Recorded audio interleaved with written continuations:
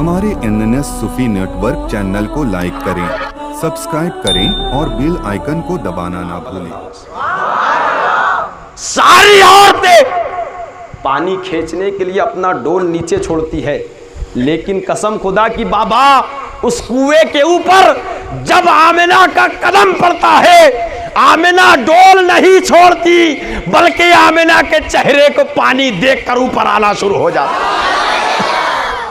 आमिना को डोल छोड़ने की जरूरत नहीं पड़ती, आमिना का चेहरा जब कुआं देखता है तो पानी ऊपर छलांगे मारना शुरू कर देता है। मक्का की औरतें कहती हैं, आमिना जरा रुक जा, तेरे कदम की बरकत से ये पानी ऊपर आ जाए, हमारी भी मुश्किलें आसान हो जाए। कहा बाबा मैं इसी वजह से वहाँ पर रुकती हूँ। हज़रत अब्दुल मुत्तलिब बड़े खुश हुए कि क्या मेरा पोता, मेरा लाल इतना बड़ा कमाली है कि जहाँ से तू गुजरती है खुशबू महक जाती है, जिस कुएं पर जाती है तेरे चेहरे को देखकर पानी ऊपर आ जाता है। कैसा मेरा लाल है, कैसा मेरा पोता है। कहा बेटी और भी कुछ है। कहा कि बाबा हाँ और है। कहा बाबा जान, जब मैं उस कुएं से पानी को लेकर रास्ते से आती हूँ ना, अब तवज्जो चाहता हूँ, बहुत बड़ी बात अर्ज करने लगा हूँ आज के लिए, एकदम माहौल के हिसाब से दलील फिट होती है, बुलंद आवाज से सुभान अल्लाह का।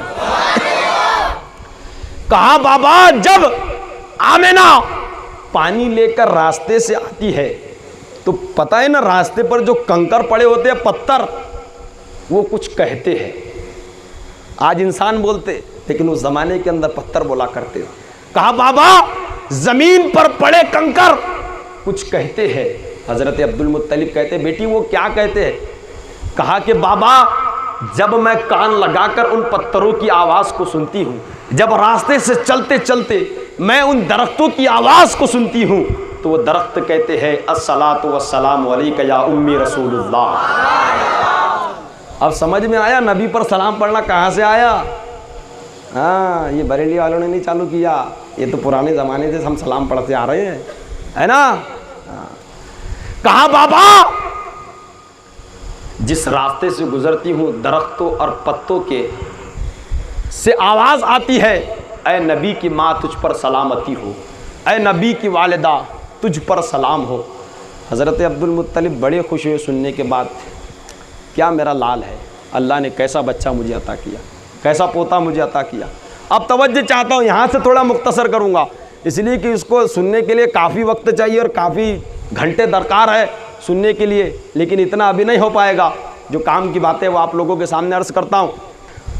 अब इतना होने के बाद जब नबी की विलादत का वक्त करीब आया, जब नबी की विलादत का वक्त करीब आया, हज़रत आमिना रदी अल्लाह ताला अन्हा सोचती है, अल्लाह अगर आज अब्दुल्ला ज़िंदा होते, अगर आज मेरा शौहर ज़िंदा होता तो मेरे घर के अंदर अंधेरा ना होता।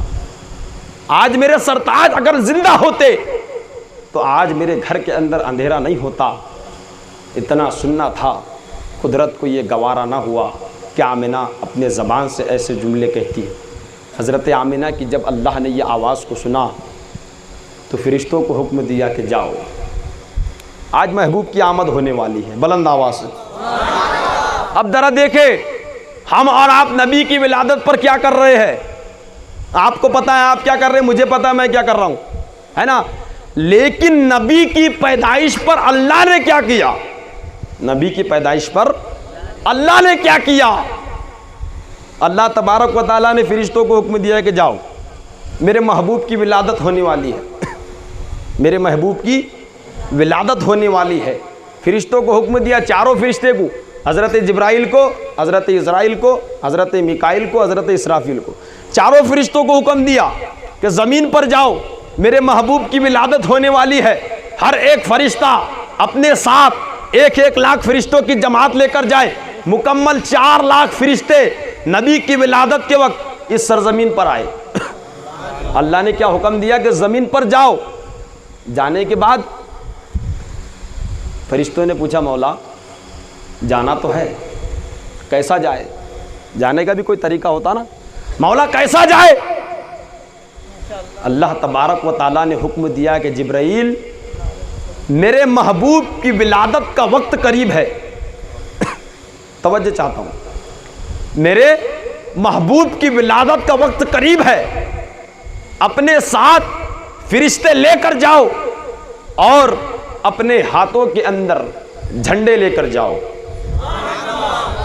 मसला है, 4 लाख फरिश्ते अपने साथ लेकर जाओ और झंडे लेकर जाओ।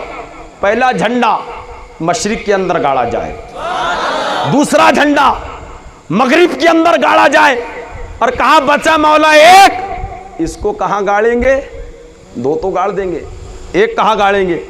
रब तबारक व ताला ने कहा कहीं नहीं, बल्कि मेरे घर के ऊपर, खाने काबा के ऊपर गाड़ दिया। इसलिए कि नबी की विलादत हो रही है, नबी की विलादत हो रही है।